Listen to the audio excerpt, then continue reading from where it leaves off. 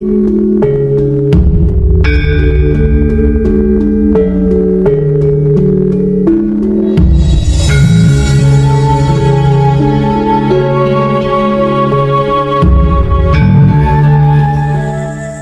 ulang, alam semesta adalah kesempurnaan abadi. Karena sebab itu, di dalam semesta alam itu komplit. Artinya ada beraneka macam kehidupan di dalamnya. Bahkan yang tidak terpikirkan oleh kita sekalipun, itu kehidupannya ada di alam semesta ini. Sedangkan hidup sebagai perubahannya.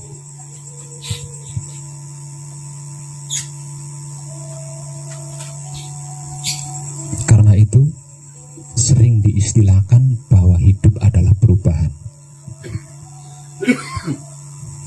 Sebab hidup adalah perubahan. Hidup inilah yang merubah setiap kehidupan di dalam semesta alam ini, yang merubah kita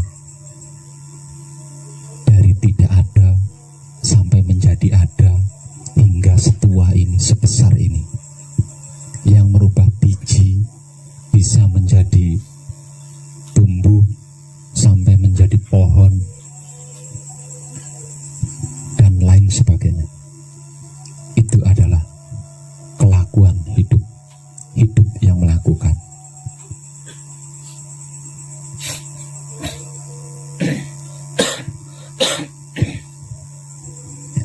Artinya tidak ada satupun kehidupan yang tidak diubah oleh hidup. Tidak ada satupun kehidupan yang tidak diubah oleh hidup. Semua kehidupan di dalam semesta alam ini diubah oleh hidup setiap detiknya. Beruntunglah mereka yang bisa menyadari perubahan-perubahan hidup yang terjadi di setiap detiknya, karena dia akan termasuk di dalam kesempurnaan abadi.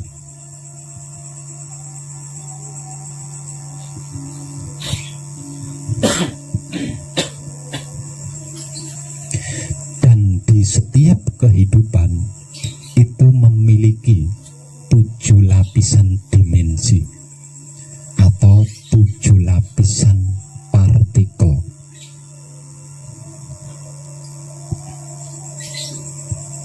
Seperti air misalnya, air itu memiliki 7 lapisan. Angin juga sama, memiliki 7 lapisan. Api juga sama, memiliki 7 lapisan. Tanah atau bumi juga sama, memiliki 7 lapisan. Langit juga sama, memiliki 7 lapisan.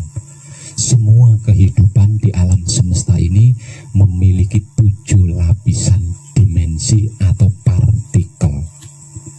Sebab karena itu bacaan kunci memiliki 7 ayat.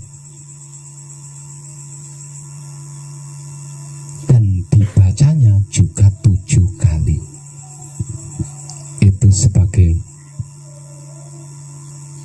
filosofi bahwa segala hal, semua hal, seluruh hal itu memiliki 7 lapis.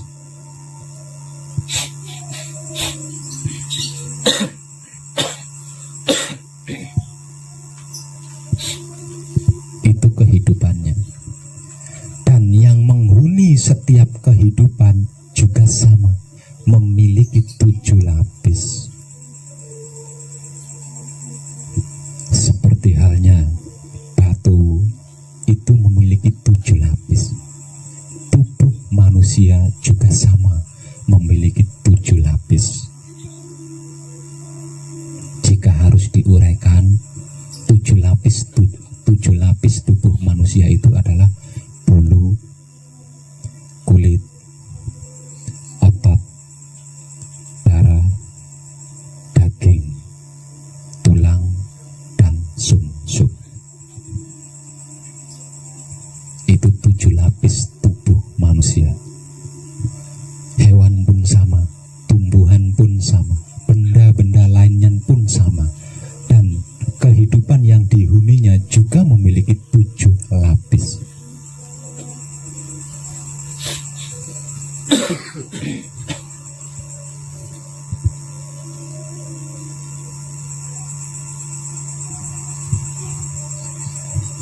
di setiap lapisan-lapisan tersebut, setiap detiknya selalu diubah oleh hidup.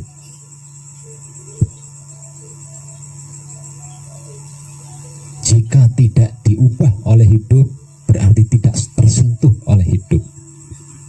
Kalau tidak tersentuh oleh hidup, berarti mati.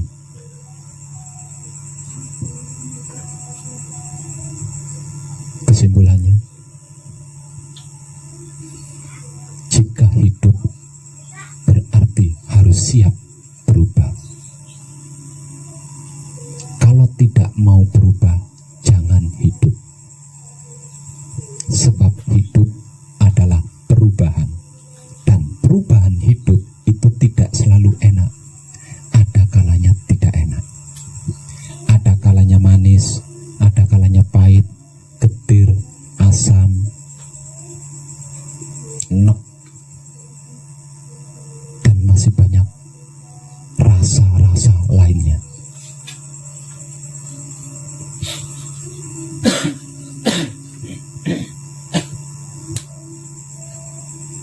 Bagi yang tidak menyadari, dia akan merasakan antara enak dan tidak enak. Bagi yang bisa menyadari, tidak peduli enak atau tidak enak, dia akan sibuk berucap terima kasih atau matur suwun.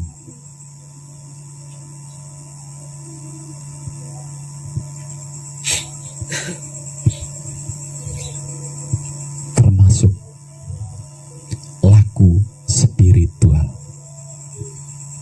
Laku spiritual juga memiliki 7 dimensi.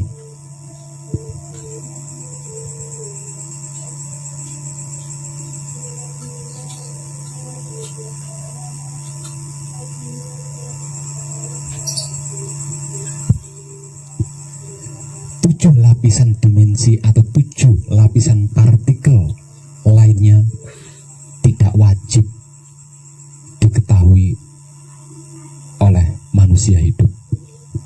Karena ketika manusia hidup itu berhasil berdomisili atau tinggal menetap atau manunggal jadi di dalam kesempurnaan abadi, lambat laun dia akan mengerti, memahami, dan mengetahui, bahkan menyadari. Karena sebab itu, 7 lapisan dimensi atau 7 lapisan partikel lainnya itu tidak wajib diketahui oleh setiap manusia hidup. Yang wajib diketahui oleh setiap manusia hidup adalah 7 lapisan di dalam spiritual. Karena jika tidak diketahui, jika tidak dipahami, kalau tidak dimengerti, sudah pasti akan terjebak di dalamnya.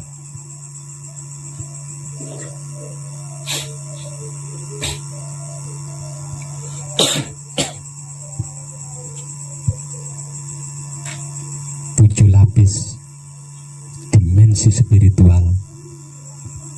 Yang pertama adalah alam nang.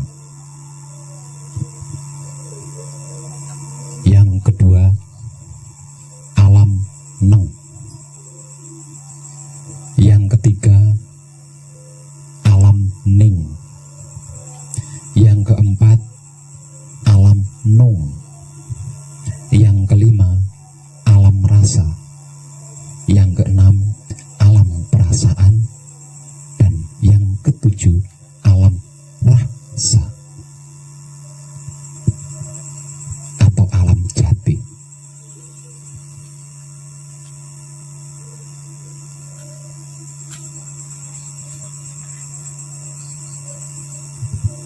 Dari 7 lapis dimensi spiritual,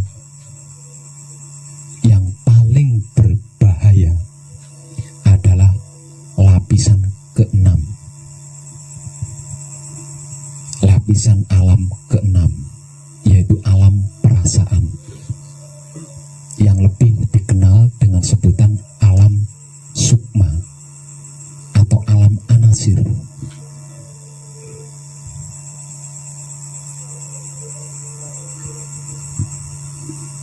di dalam alam sukma atau alam anasir, tidak ubahnya dengan semesta alam yang sedang kita huni saat ini. Sama persis.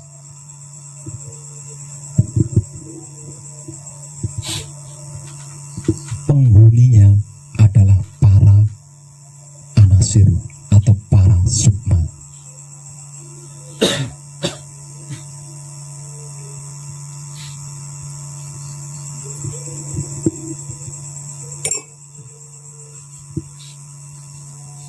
Artinya, apa yang ada di alam semesta, tempat di mana kita berada ini, di alam sukma juga ada, atau di alam anasir juga ada. Nah, di alam sukma atau alam anasir inilah dulu 4 anasir kita tinggal sebelum berada di dalam diri kita. Ketika mereka tinggal di alamnya, yaitu alam anasir atau alam sukma, mereka tidak bisa melakukan apapun. Katakanlah melihat buah apel, mereka hanya bisa melihat, tidak berani tidak berani mendekat, apalagi menyentuh dan memakannya. Kenapa? Karena apapun yang ada itu sesungguhnya bukan untuk dirusak.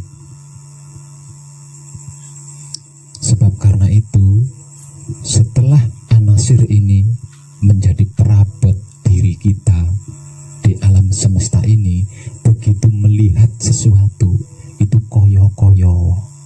Sebab ning alame dewe biyen dulu itu dia hanya bisa melihat.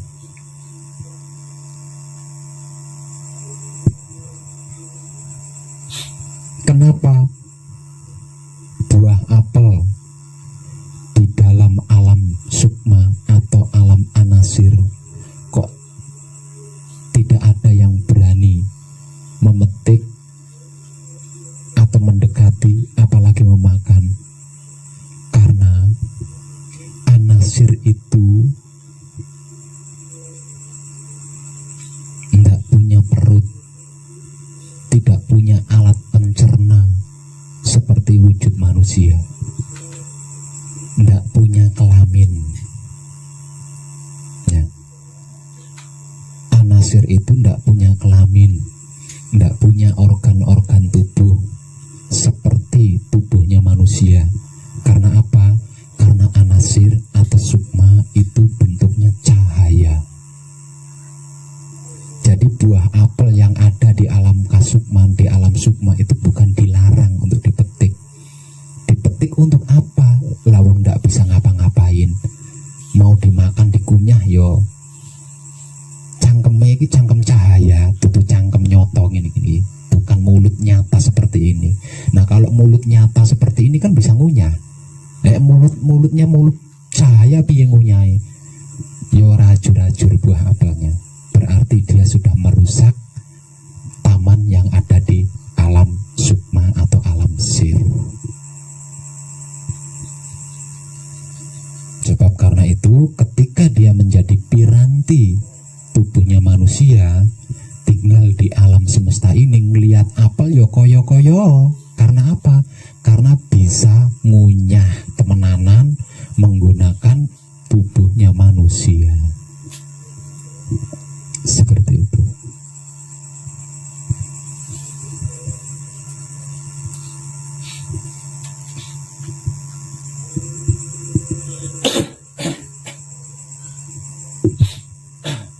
Seperti apa kehidupan di tahap ke-6 di dalam spiritual, yaitu alam anas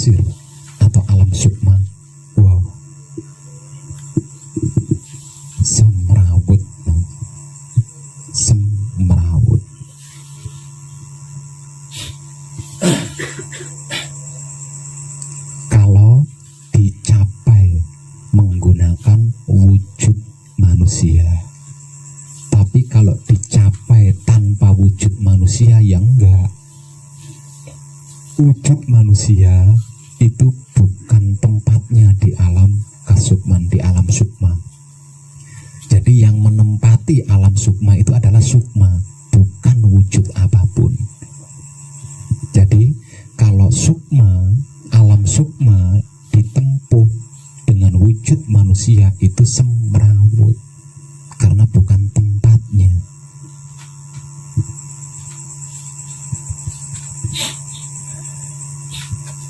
Lah, di dalam spiritual, alam sukma atau alam anasir yang menjadi lapisan tahap ke-6 ini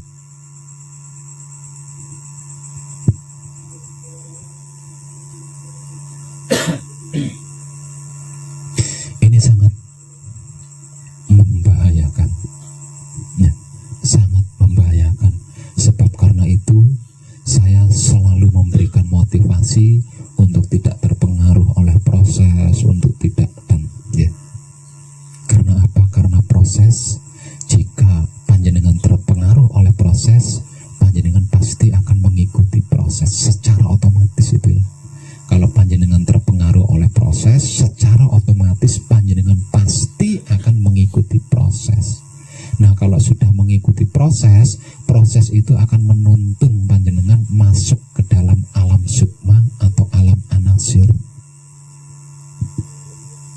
Lah, kalau panjenengan sudah masuk ke dalam alam sukma atau alam anasir, sementara panjenengan itu berwujud manusia, nah di sini bahayanya.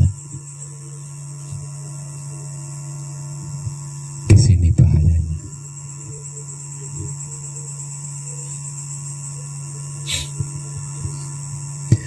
Kalau spiritual bukan jenis spiritual suci, kalau spiritualnya bukan jenis spiritual murni, bukan jenis spiritual suci, bukan jenis spiritual manunggal, seperti spiritual keilmuan, spiritual kanuragan, spiritual perdukunan. Justru ini dicari, ya, dicari. Karena apa? Karena untuk bisa bekerja sama dengan penghuni alam sukma atau alam anasir, kita harus bisa masuk, setidaknya pandangan kita bisa menembus alam sukma atau alam anasir.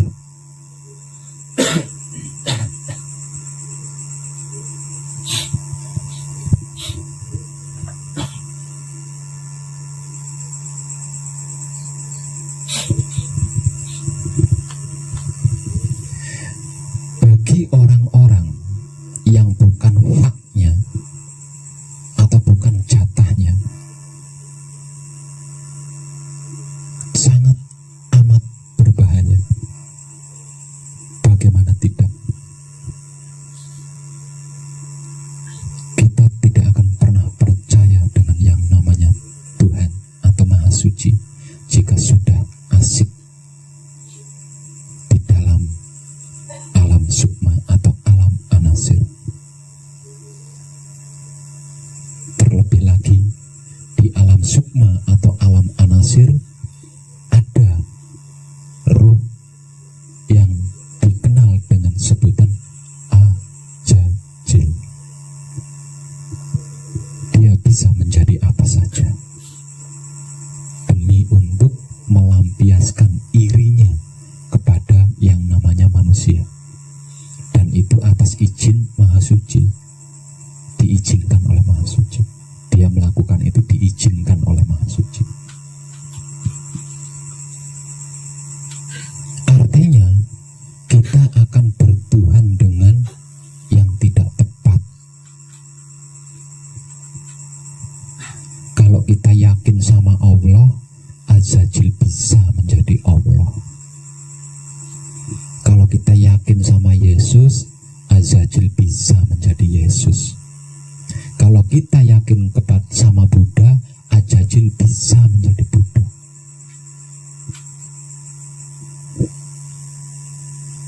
Apa tidak mengerikan?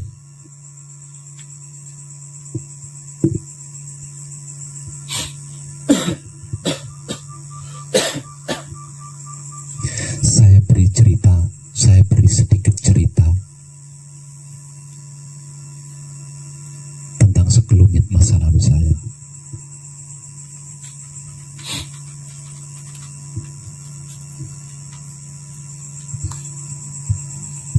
Saya berasal dari garis keturunan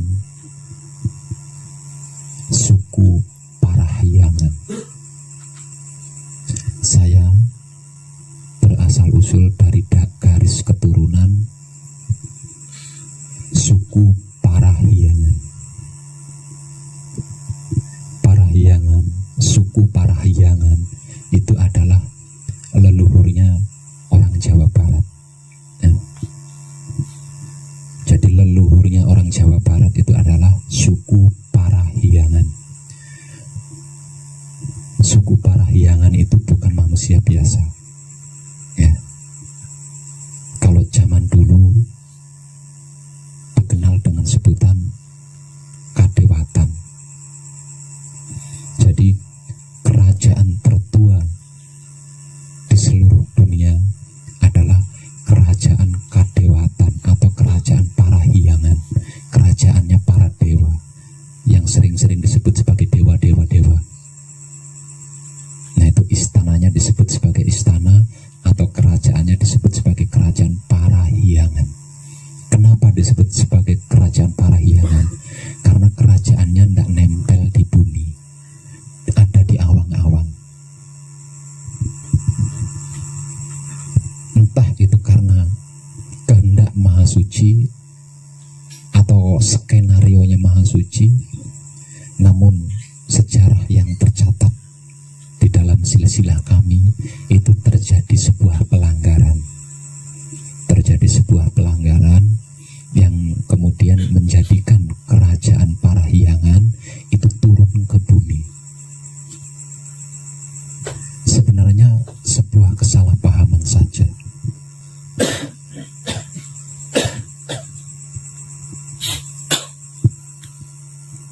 Kala itu sang putra mahkota sudah beranjak dewasa, yang tidak lama lagi akan menaiki tahta atau menduduki tahta kerajaan Parahyangan. Aturan mainnya, sebelum menduduki tahta kerajaan, calon penduduk tahta kerajaan itu harus sudah beristri.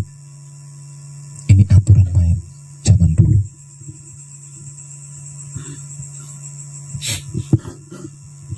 Nah, ketika sang pangeran hendak diangkat atau hendak dinobatkan sebagai raja, pangeran ini menolak untuk mencari istri atau untuk dikawinkan.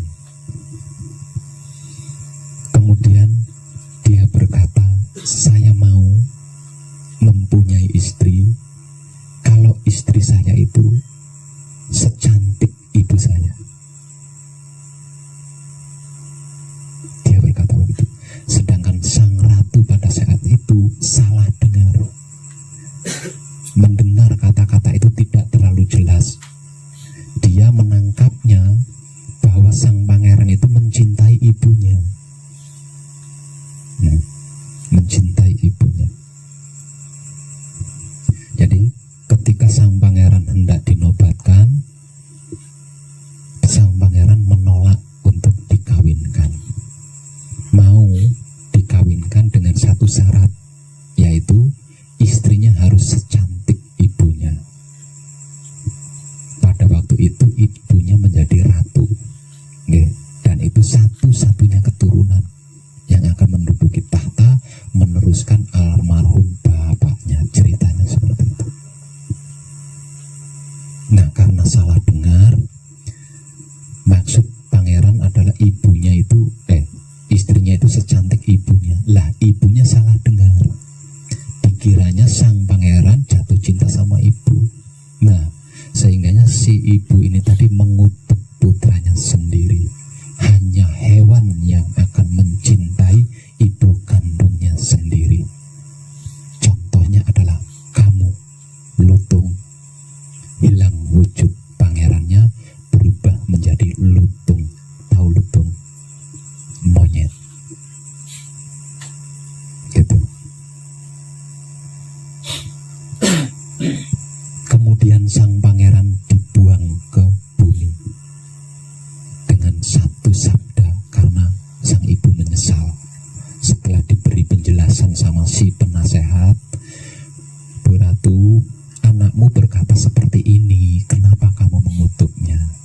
sang ibu menyesal.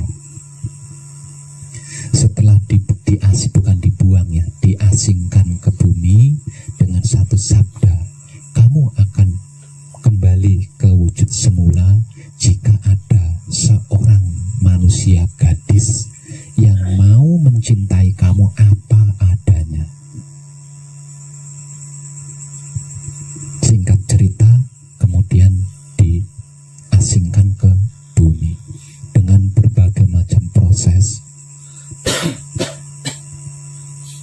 Sang pangeran berwujud lutung ini tadi mengembara hingga pada akhirnya sampai di sebuah kerajaan pertama yang ada di tanah Pasundan, asal usul daripada kerajaan Pajajaran. Ketika itu kerajaan Pasundan sedang berebut tahta.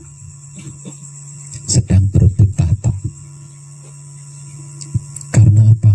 Karena pada waktu itu kerajaan tidak memiliki pangeran, hanya memiliki 4 putri, 4 sekar kedaton. Sedangkan 1 sekar kedaton yang lahir dari permaisuri itu adalah yang paling bungsu, yang belum memiliki banyak pengalaman, sehingganya disia-sia oleh 3 orang kakaknya agar supaya sekar kedaton ini tidak dinobatkan menjadi ratu. Berbagai upaya untuk membinasakan sekar kedaton dilakukan sampai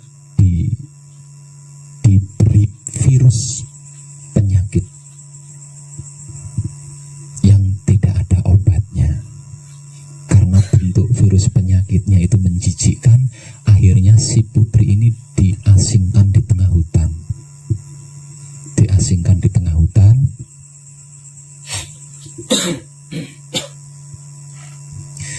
Seorang diri.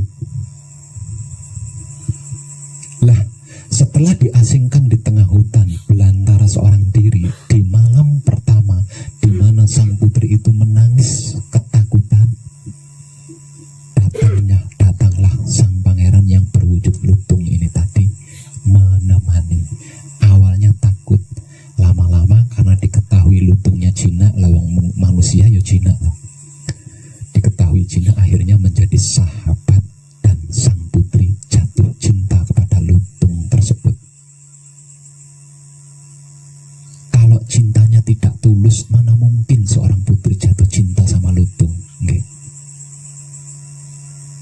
Nah, ketulusan cinta sang putri ini tadi berhasil merubah atau mengembalikan wujud sang pangeran seperti pada mulanya. Dan akhirnya mereka berdua saling jatuh cinta yang kemudian berjanji sehidup semati. Nah, bermula dari sinilah silsilah saya dan seluruh orang Pasundan.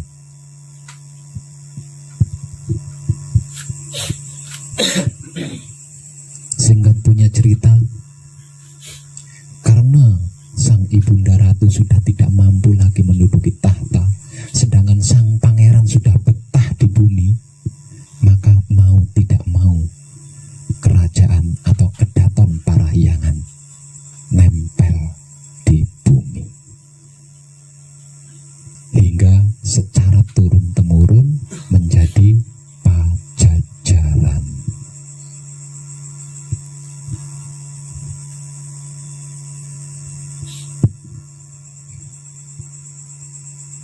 Banyak kerajaan di Nusantara, namun tidak sama dengan kerajaan Pajajaran. Selain asal mulanya dari Kayangan, Pajajaran hilang bukan karena sebuah kehancuran perang. Pajajaran hilang karena muksa.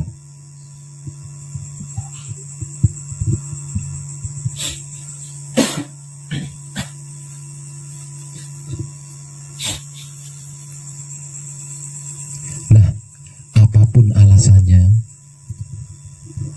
karena darah saya berbau dari situ. Apapun alasannya, apapun ceritanya, karena darah saya hal itu dari situ.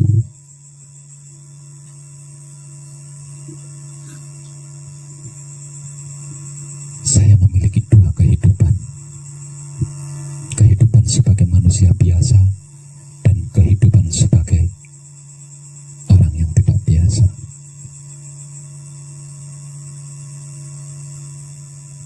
Sebab karena itu saya bisa menceritakan seperti apa sih alam sukma itu, seperti apa sih alam anasir itu. Dulu sejak kecil, walaupun saya belum pernah belajar ilmu kesaktian, ketika ada seseorang yang mengancam diri saya, ketika ada sesuatu yang mengancam diri saya, leluhur saya itu melindungi saya. Dia masuk ke dalam tubuh saya. Setelah dia masuk ke dalam tubuh saya, walaupun saya tidak punya ilmu, jadi punya ilmu. Ini bertahun-tahun saya alami. Setelah saya memiliki banyak pengertian, banyak pemahaman, dan banyak pengetahuan,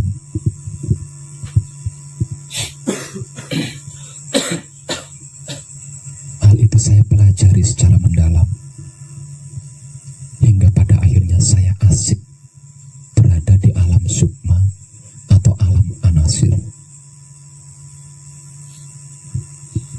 Tidak mencelakakan, karena saya ada garis keturunan dari situ, ya. Tapi untuk orang-orang yang tidak ada garis keturunan di situ, akan termanfaatkan di sana, akan jadi gedebal, akan menjadi jongos, akan diperbudak di sana.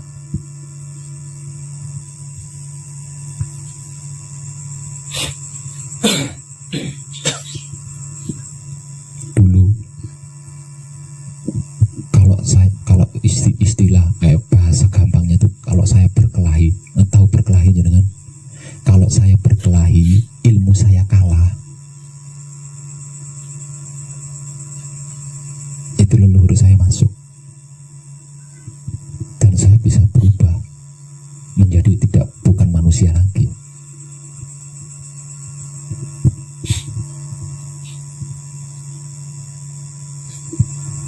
Setelah saya laku murni menuju suci, di sini saya baru sadar bahwa selama ini saya asik di alam sukma, di alam anasir, seperti halnya yang dialami oleh orang-orang lain yang tidak ada kaitannya dengan alam tersebut, karena mereka menempuhnya dengan tirakat, bukan karena keturunan, tapi ditempuh dengan kekuatan perut.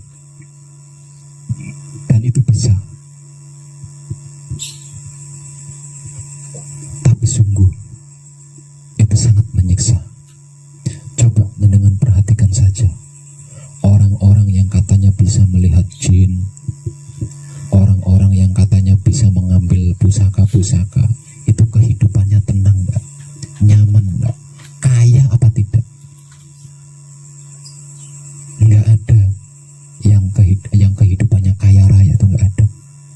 Yang kehidupannya tenang, senang, bahagia, itu enggak ada. Kalau enggak membohongi, kalau tidak menjual ilmunya, enggak bisa makan, Mas. Ini benar saya katakan. Kalau dia tidak berbuat curang, tidak melakukan kebohongan dengan cara memamerkan ilmunya, dengan cara menjual ilmunya, sungguh tidak akan bisa makan. Itu soal makan.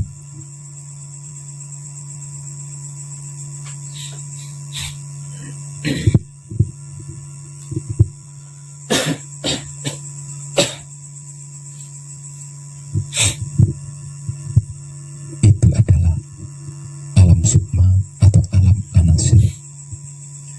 Untuk manusia-manusia yang tidak ada garis keturunan dari situ, untuk orang-orang yang tidak ada jatah di situ, untuk orang-orang yang tidak punya fak tentang itu,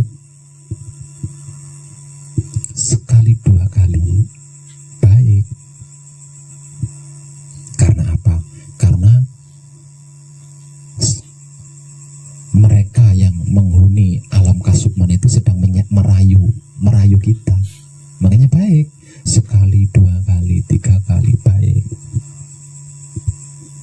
Misal contoh,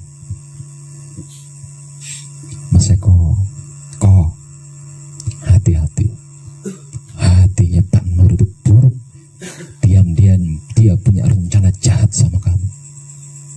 Dia bisikin Eko itu seperti itu. Satu misal Eko ini ada di alam sukma ya, atau alam kasukman, atau alam anasir. Nah, entah siapa, salah satunya lah ya, salah satunya, tidak semua, banyak yang menghuni alam sukma itu. Sukma itu banyak, ribuan bahkan mungkin miliaran. Salah satunya yang sudah kenal baik sama Eko, yang sudah terlalu sering datang ketika Eko bersamadi, ya. Eko bersamadi, terjadi proses, nah Eko terpengaruh oleh proses ini. Nah, dia masuk ke alam sukma karena dia mengikuti proses kan. Nah, pertama kali dia memasuki alam sukma, ketemu sama sukma yang ada di sana. Nah, lama-lama sukma yang pertama ketemu kan jadi akrab sama si Eko ini. Nah, dia akan melakukan bisikan-bisikan kepada Eko, atau tuntunan-tuntunan atau ajaran-ajaran kepada Eko. Kalau yang tidak ngerti ini dianggapnya ilmu, ya. Ilmu merusak jerone winarah, gampangannya kan gitu dianggapnya.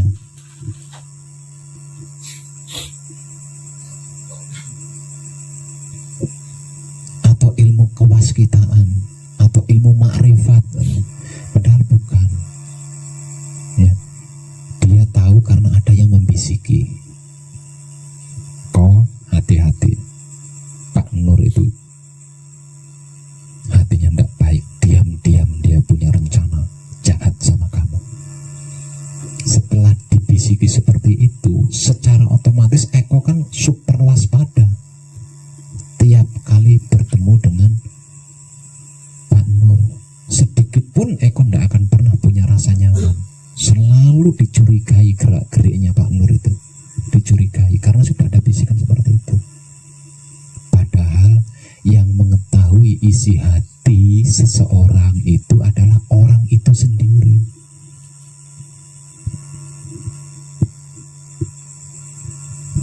Ada sebuah firman yang berbunyi seperti ini: